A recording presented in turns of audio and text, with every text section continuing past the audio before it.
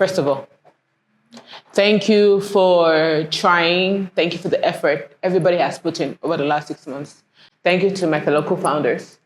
This would not have been made possible without them, first of all, joining.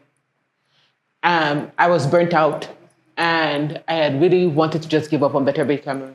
So I'm grateful for people that believed in it to join me to revamp the organization. Considering that so many of the members had traveled out of the country, so many of the members we had grown up and had lives and taken away from the cause. When I set up Better BBCam in 2013, I had received the cash award December 2012. And it's with that money that I set up. And it was a mentor, Mercy, who encouraged me to do what I can with what I have. I was barely 23. And all I knew was that I had some ideas that I wanted to see brought to life, some new development ideas I was very passionate about.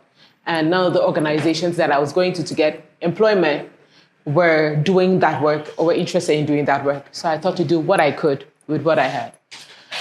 Fast forward, over 10 years later, we have celebrated 10 years. We have taken gap years, more than one gap year, to be able to regroup and basically heal from the burnout and everything and find new co-founders to steer the ship. And now we're at the point where I can finally resign. And I am so happy today because I am resigning. So after today, it's one of people's problems. One of people have the problem of having to find out how they're going to award the Samarand Youth Right Contest winners. One of you have the problem of finding out how they're going to translate the Constitution and do all of that. There are enough problems. I have left and I've worked on other things. So I'm very, very happy. But obviously, we're not disappearing on you. Whoever it is that is taking over after the evaluation today is going to be supported in more ways than I was ever supported. I didn't have a bank account when I started. I didn't have the resources when I started. I didn't even have like hard drive or any of those things. But the person that's taking over today will have the website already set up, the bank account already set up with some funds in it. They will have all of us on the board as resource persons to help with fundraising, to help with guidance and everything. So the person that is starting today, that is going to be winning today, let me put it that way, the person that will be chosen today gets to get a semi-ready-made or a ready-made organization to run. And one thing we have impressed on you during this time is that an NGO is a business that doesn't pay taxes. The nonprofit is just a tax status. It's a business. Not that it's supposed to make money, but it's a social enterprise to be able to run as a business that the profit goes into the work. And that work includes you, yourself, the person running it. It includes taking care of yourself, your expenses in taxi and to go to the field and come back. So what we are giving you is kind of like a seed grant that we will give a tech startup, or that will give a small microfinance. That's what you're going to find in the account at the end of the day. But aside from that, we're giving you also the team to be able to do the work. So again, when we selected you, it was because you all put in applications and said, I want to run an organization. I have a vision to run an organization. I think if you give me this, I'll be able to do it. This is what I want to see. This is what support I will need, and this is what I will see. You gave manifestos the first time in writing. Now, want to see you pitch your manifestos as a politician would, right? Want to see you articulate it, because from now on, you're going to have to be the face of the organization. You're going to have to be the one that can actually sell the vision to somebody that wants to give you funding, or somebody that wants to even volunteer. They have to believe in you. For the first 10 years that we were working in Better BBCam, I have to say nearly everybody that has done anything, I've never solicited for grants. And nearly everybody that has done anything has been because they have believed in Monique. More Monique than Cameroon.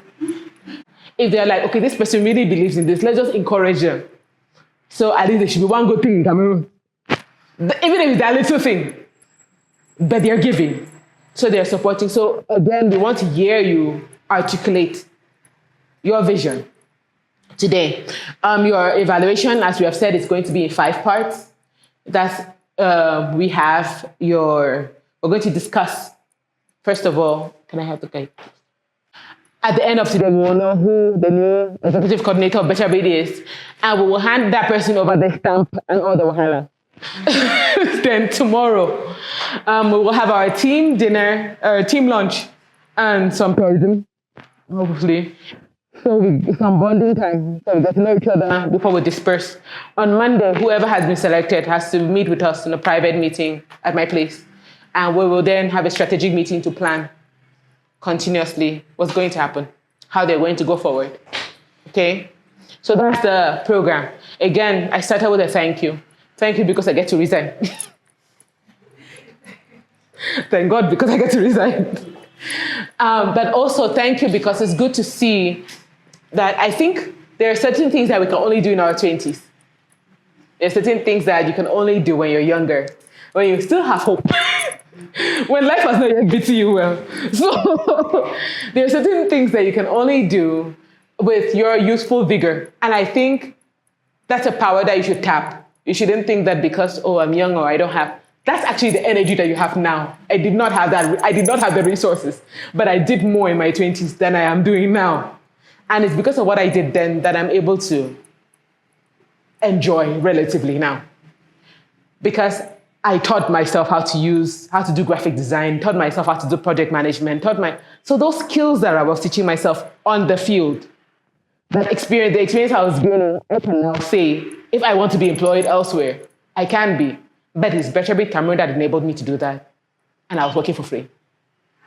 So now you get to have a lot more support to create your own job while doing something that is beneficial for the country. So may the best man win. If anyone else did this, word would you like to add for my co-founders? And then after, if Mercy can add a few words. We persons are going to be, we want to really employ their support, because the whole idea of the fellowship was to not just bring you to the knowledge of what non-profit management is, but also to give you that vision for you, for yourselves, and for the organization. So it will be wonderful for us if you can share with us ways in which you can contribute towards the growth of BBCam. Difficulties that we have in our country. Without civil society, we cannot face these difficulties. If we count on the government, it cannot be possible. So civil society plays this huge role in order to face these difficulties by empowering others like youths. Another thing, another remark I had in these 6 months is that of advocacy. Yes. Here I learned what is first advocacy. Firstly, before advocating, we have to know why we are advocating. We first have to know the problem that we wish to advocate for and for whom. So we have to be in the place of those facing those societal issues. That is advocacy. Thirdly, I've also learned on communication. Communication was the best module. Yes, the module that dealt with communication was the best one that I learned from, especially from Madame Comfort and Mr. James. Yes, they taught us about communication.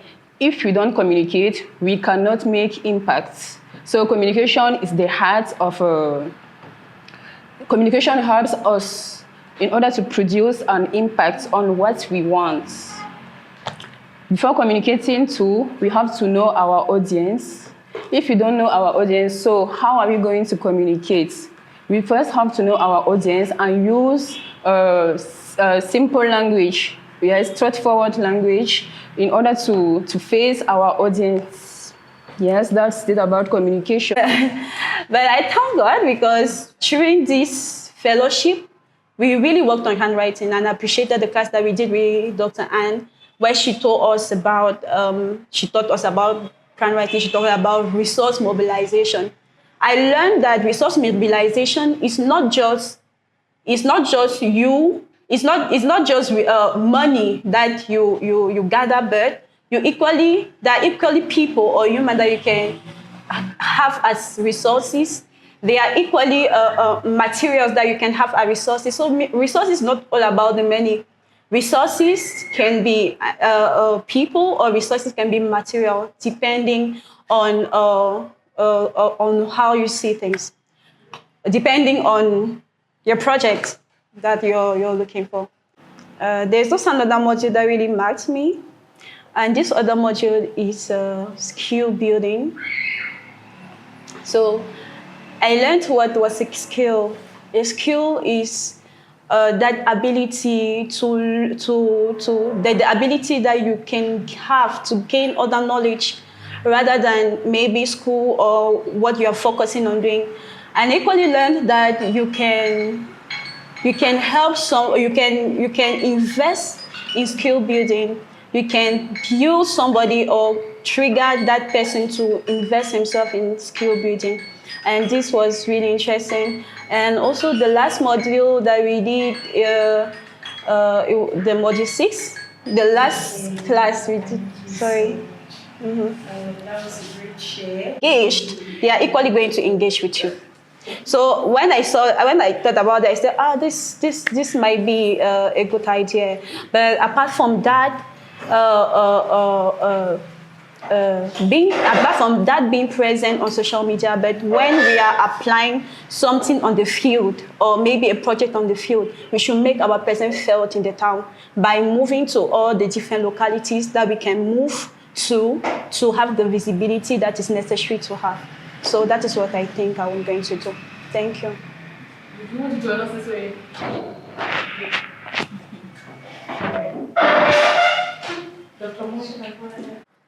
There was a module on digital storytelling, which I'm very interested in because I started doing some digital storytelling on my LinkedIn and Facebook pages.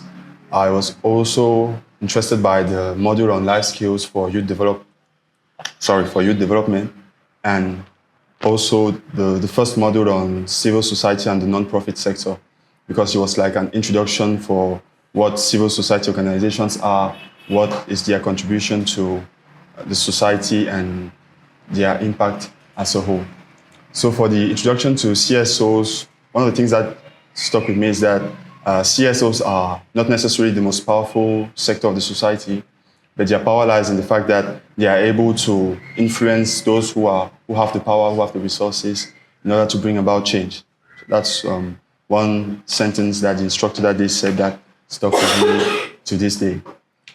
And the other module on life skills for youth development, one of the things that I remember from that course or module is the fact that positive youth development seeks to give youths the power, enable them to create opportunities for themselves, give them the possibility to be decision makers in changing their situation, so they're not just onlookers. And that speaks a lot to me because in my field, in agriculture, over maybe 40 years ago, the approach that was used was a top-down approach by the World Bank. So experts would go on the field, talk to farmers, give them what has been done in labs, and just inform them of what are the latest innovations. Whereas with this, with positive youth development, there's an emphasis on the people who are concerned, the target, and their contribution to bringing about the solutions that are going to be helping them achieve their goals. I'm also a member of another organization, the Cameroon Students Bible Fellowship, and what we have been doing for the past 5 years in trying to access the University of Cham is organizing the Academic Excellence, Entrepreneurship and Ethics Days. So it's a 2 or 3 day program where we talk about academic excellence, entrepreneurship and ethics in higher education. And after those days, there's a mentorship program and workshops where we help students with their research for those who are in master's or PhD, who are preparing a PhD, and also how to get internships for opportunities for internships, skill building, and other skills. Modules. I'm going to take the one module and see the things that struck me. The first module was about the civil society space, and one thing that I learned is that the civil society is not the NGO is under civil society. I used to think that civil society was we can call an organization a civil society, but now I understood that the NGO is under a civil society. And Madam Minister said, it's not a job, so don't come and think that it's going to be a job. It's a way of life, so you take it passionately. Then they were also talking about the life cycle of an organization, talking about the founding board, the governing board, and the fundraising board. And I remember having a conversation, we were having a class, and I told Dr. Mu that we are at the level of the governing board. Dr. Mu said that no, we are still going towards there, but I still stand on the fact that we can say we have characteristics of the governing board. Then the next thing I want to talk about is the next module, which was on life skill, and the next module I want to talk about was on life skill. And one thing that really struck me, which I will carry all my life, was the videos on positive youth development. To be honest, I really enjoyed those videos. I saw some things that I had never seen from those angles. Then I began to see the tokenism that is found in the landscape of civil society in Cameroon as far as youth are concerned. Because many programs are organized for youth, but at the end of the day, you realize that they just solve the problem from the top, and the problem still remains under because they have not brought these youth on board. So positive youth development made me understand that anything you're doing for the youth without these youth, you're doing against them. That was a really, really very interesting module to me. Then now we went down to life skills. The life skills were very interesting. I learned that we have foundational life skills, and the core life skills add up now, they complement with the foundational life skills. We have self-awareness, we have problem solving, we have communication, and we have critical thinking. Then we're talking about research and advocacy. I got to learn that if you want to carry out a project about people in the community, you go to the people in that community first. Find out if what you think is a problem is actually a problem. After finding out, you come back now before you write the project and you say, okay, we have found out that this is the problem and we are going to solve it this way based on what we have seen on ground. And from there, I learned about the theory of change. That if you want to change the situation, don't think that it will happen overnight. You are going to have small efforts which you bring together to have now the big change that you want to have, the theory of change. From then, under research and advocacy, we went to financial management and grant writing. Under financial management, all the lessons we had were interesting. And one thing that was really nice, or should I say I will carry all my life, is the work. Thank you, Margaret. Dr. Mo?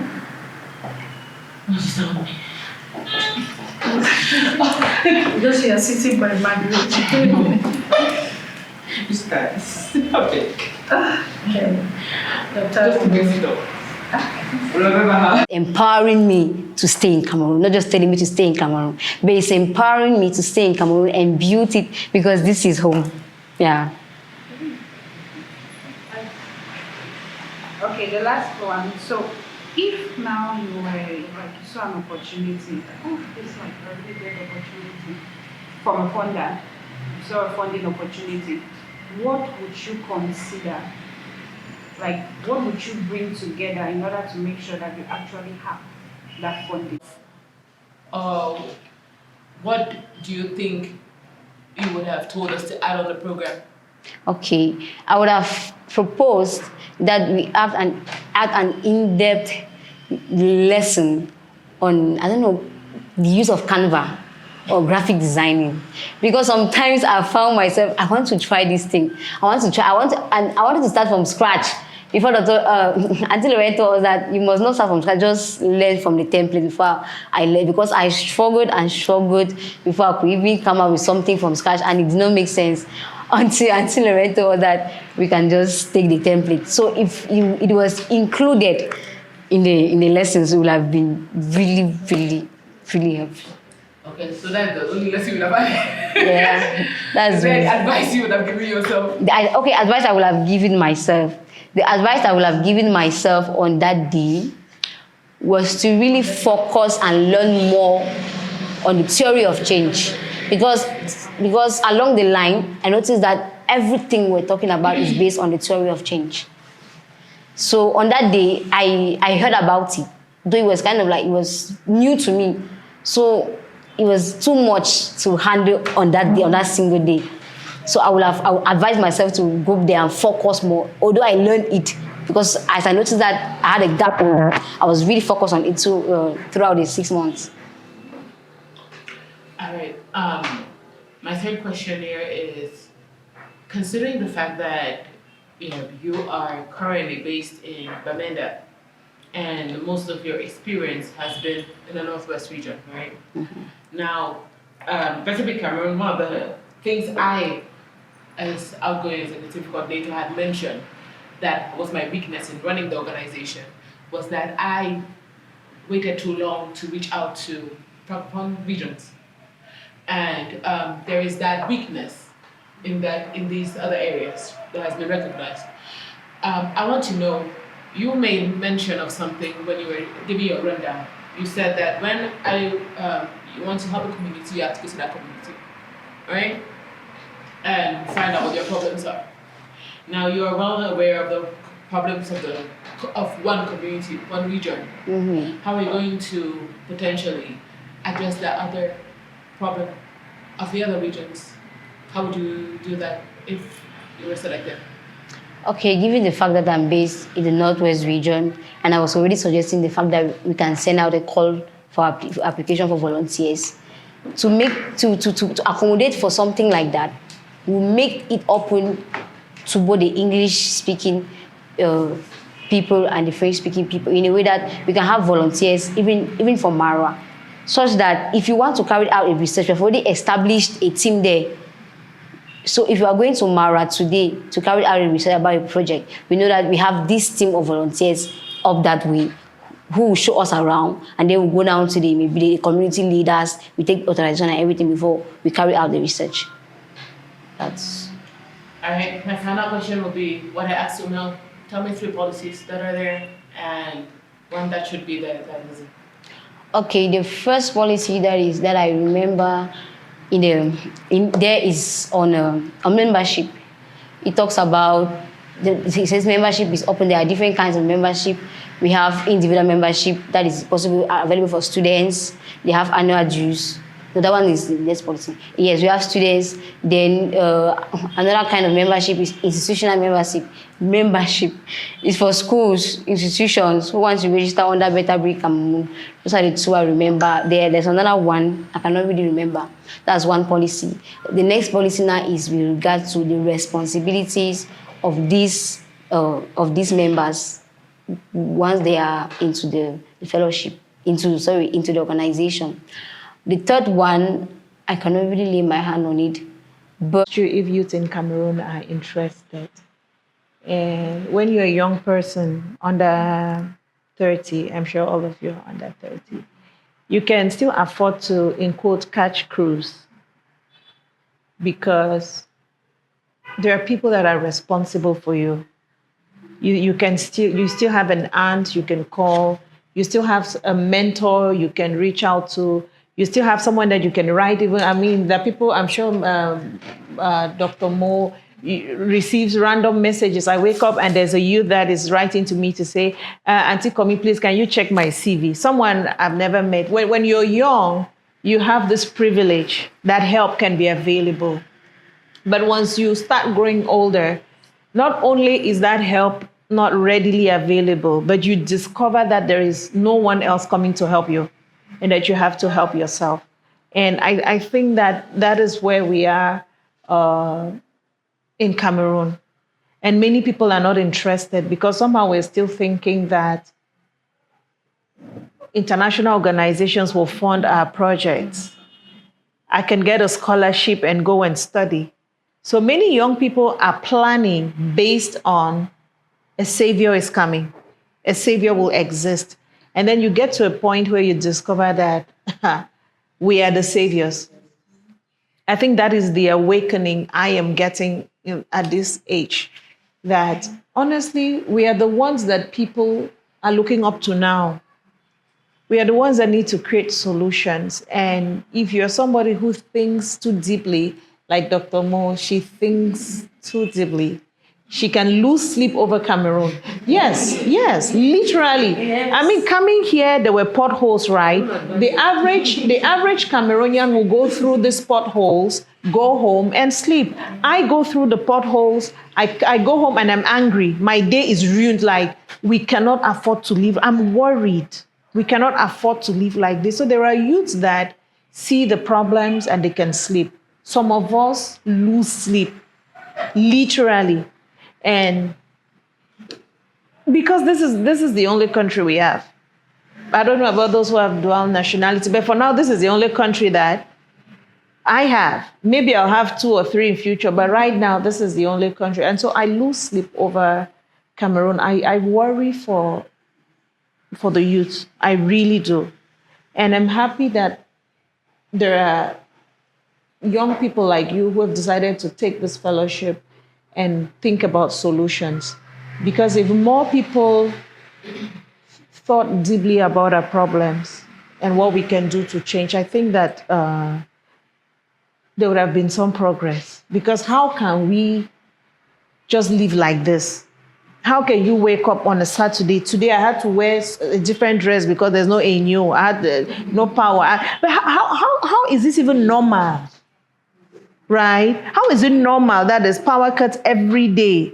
When there's power cuts, there's no water. When there's no water running, even in the hospitals, how do you stay in the hospital and you go and fetch water from a stream to bathe in the hospital, right? And so things are broken, but I'm happy that if there's one person that is really passionate about Cameroon, and I know that it comes from her heart, is Dr. Mo. And I tell her, I'm not flat, I tell her, and I tell other people that there are many people in NGO sector because there are no jobs. And so you start an NGO to keep busy.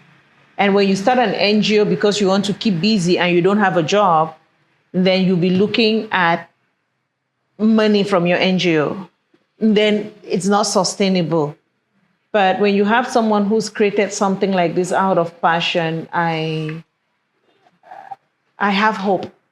And I'm happy to see that the passion is trickling down to you people. When you people are talking, I was like, hey, Mo has infected these people. This one said, we don't want to travel. We want to stay here and fix it. That was Monique's voice. I was like, okay. But I'm happy that you have bought the vision of Better Breed. And if you can influence even just one person, it helps. You know, I used to think that we need to change everything at once, but now it's not like I'm dreaming. It's not like now I'm not dreaming big, but I'm dreaming more realistically. If I can impact just one person, like really. You have been impacting me for years already. You know, like really impact one person. So if as Better Breed, you have this vision that I may not change the how many million youths are in Cameroon, but if we can change 30 youths, this 30 youths can really bring a change. Because I have done too many programs. And now when people invite me to meetings, I don't want to go. Because what do people do with all this talking, with all these fellowships, with all the notes you have taken, if it's not translating to change? There are over 56,000 registered associations in Cameroon. How many of these associations have youth empowerment in their clause, in mission and vision and all of that? How many? And why is it that it's getting worse? The number of youths that are holding arms, killing people, drugs. So what are these associations really doing? Are they intentional? Imagine 56,000. If each, because most of them youth, you take 40,000. If the 40,000 associations impacted just one youth, imagine that you had 40,000 Moniques in Cameroon. Major. Which means in each region you have about 10 youths that have this kind of mindset, right? So now my dream is more realistic. If Better Breed, if out of the 4 of you, it may be too ambitious for you to dream that all these 4 will capture everything you wanted the fellowship to capture. It's not small thinking. Oh, you see 4 of you.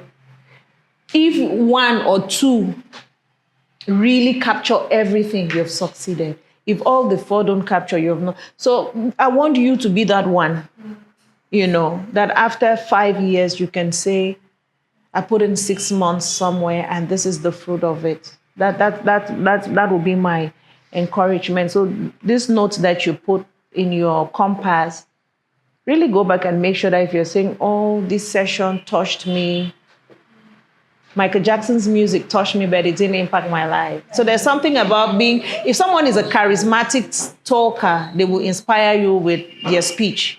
But it's how do you take it and, how does it change your life? So that's my encouragement to you after this fellowship is please go back and look at your notes again. Go back and look at the commitments you're taking. And if you can change one youth, even if that youth is yourself, it's a good place to start. And if you can also lose a bit of sleep, not as much as we do, but lose a bit of sleep thinking about Cameroon and what you can do to bring change. And it's a small light. It will shine and it will inspire other people. That's the beauty of letting your light shine. It will stoke the flames of others. So that's my encouragement to you. And I wish you all the best. And I'm glad to see you. I saw Adija 2 weeks ago. We had a workshop with them. And then I think Umel on LinkedIn. And you in Bamenda doing the books. You're the one studying journalism. Who's studying journalism? Okay. So nice to meet you all. And all the best. Thank you so much. The manifesto, I said that it's a great vision or a great initiative to have schools that are members of Better Breed Cameroon. I think that we can start from there to create the change. Like Auntie Comfort was saying as she was here, she said that let's transform one person at a time. So Youth Voice Challenge will be a challenge that will be created. Just like, because I remember in the class with Dr. Mo, she talked about Carton Rouge as a project that is disappearing today, and it inspired me, right, to make this project. And I told myself that, okay, if we create Youth Voice Challenge in different schools that are members of Better Breed Cameroon, we go to maybe different schools will give us like 3 of their students that will enter into a competition for about a week, and at the end of the week, the finalists, the finals, the winners are going to have prizes that will range from 100, just like the Samarande Youth Right context. It's a little bit in the same spirit. And in this project, students will be composed they will be evaluated in 2 sessions. And the 2 sessions will be, firstly, they're going to be asking them questions on different subjects. Then the second part will be youth to express themselves in their different talents, because I believe that in Better Breed Cameroon, we are not just there to impact, but we are equally there to bring out the best or develop what youth have. So this will bring out their talents through poem, through speeches, through drama, through dance, and they'll be evaluated through that. And the first edition will be about the theme of corruption. Why corruption? Corruption because according to my research, corruption was the second main problem. But I did another project that is already tackling on the difficulty of or lack of unemployment in Cameroon. So we're going to be moving forward from here. Okay, so the second project that I will be working on is skill building and workshops. I believe in the financial value of Better Breed Cameroon. I believe that everything that we can produce should be valued.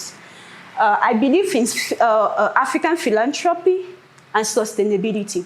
That is why, even in the project that I just mentioned earlier, we are going to be, during these competitions, we'll be selling our memorabilia. We'll be exposing it and make it louder to the public for people to know what actually Better Breed Cameroon or youths in Better Breed Cameroon are doing. Skill building workshops. These skill building workshops we'll be doing annually. That is as from August. And this one is specifically for the members that are schools of Better Breed Cameroon. And I forgot to mention that the first slide that I just passed, the budget of it is 250,000 francs, because it is just among the members schools of Better Breed Cameroon. I think that is something that is doable. This is something that is realized, that can be realized. And then this project as well, skill building.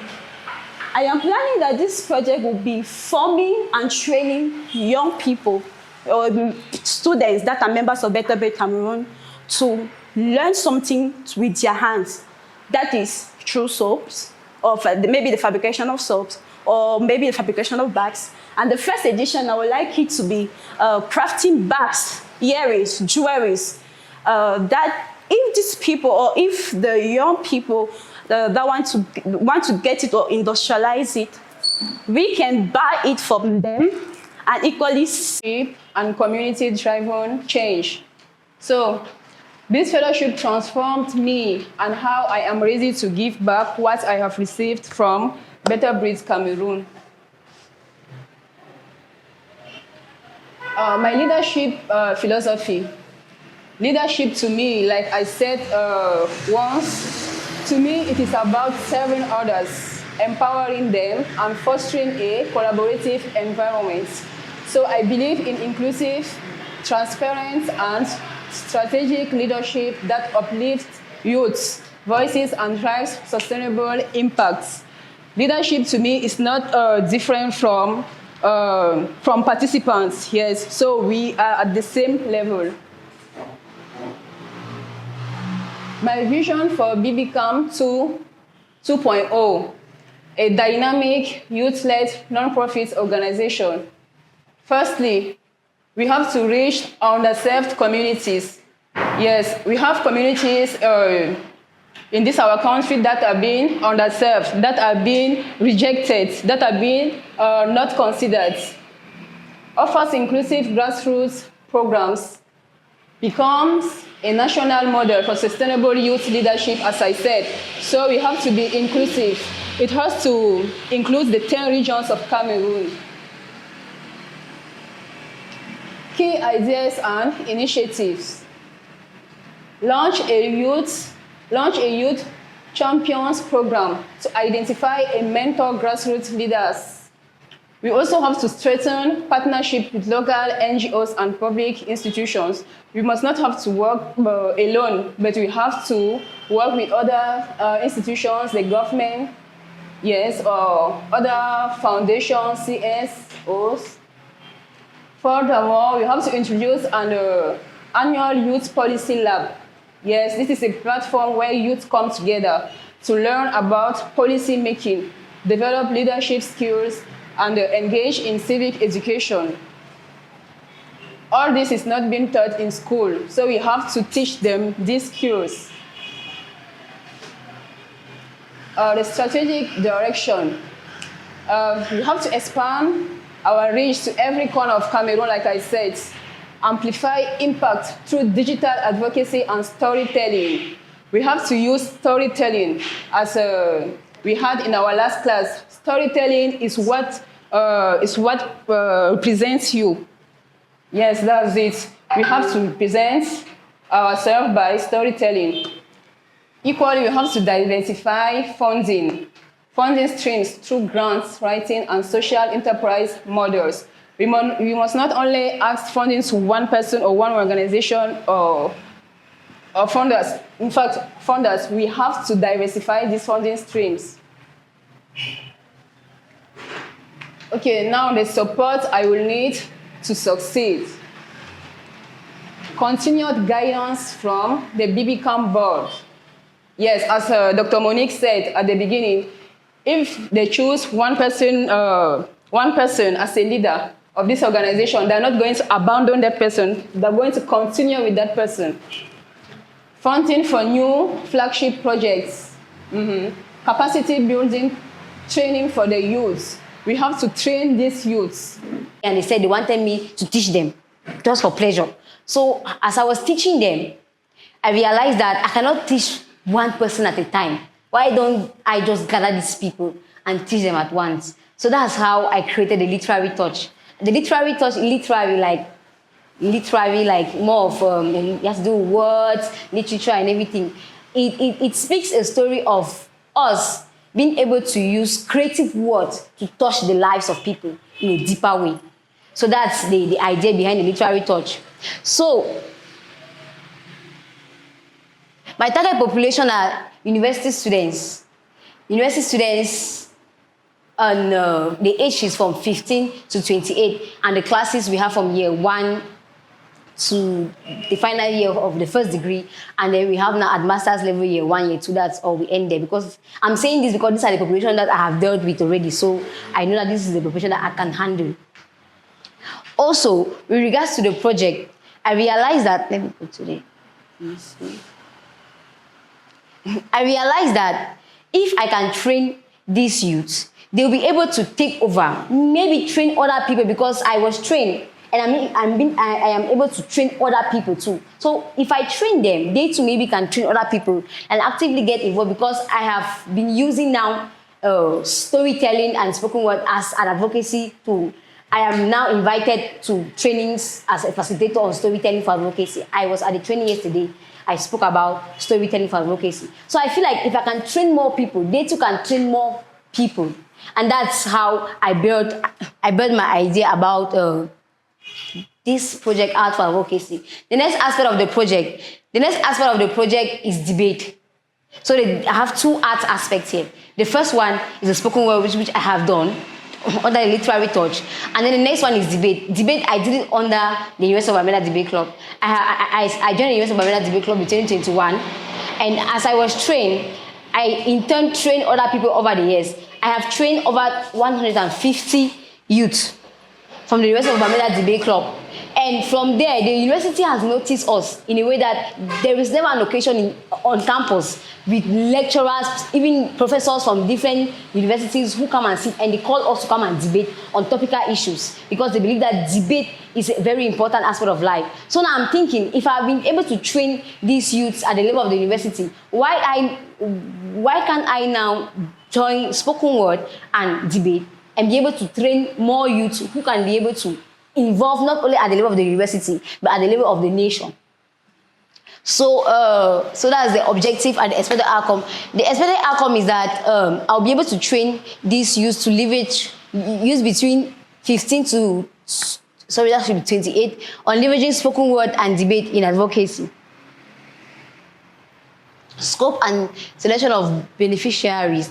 The project will run annually in selected regions of Cameroon. But for the very first or the maiden edition, it's going to be in the Northwest region, because that's where I am based, and that's where I have tested it and it has worked. And the problem I have identified is in the Northwest region. So if we want to expand it to different regions, it's still possible, because spoken word applies to anything. Even if the problem of the youth in Yaoundé is not political apathy, there are different problems that spoken word can still do. There are different problems that debate can still do. So debate is very broad. It's very broad. Project duration and activities. So the training is going to last for 2 months, and we're going to have 4 on-site training. Now, I'm taking this also based, I'm saying 2 months because I've brought another aspect. In the training that I was giving, it was 1 month, because it was only spoken word. But now that I have brought a debate into it, I'm adding another 1 month to give 2 months for the training. So the first week of the training, we send out the call for application. The people apply, and then we select them before we start the training. The training is mostly done online. That is mentorship, like I was doing with the students for the cohorts. That I have had 2 cohorts and 23 students. We do it in a way that we do it at the convenience, even though it cannot be convenient for everybody, but the most convenient day on Sundays. On Sundays, we always met on campus, and then we have our sessions. So I'm looking forward to having it also on Sunday. So the first week, I'm looking at developing the training curriculum, selecting the participants, and also I'll need more people on board, the volunteers,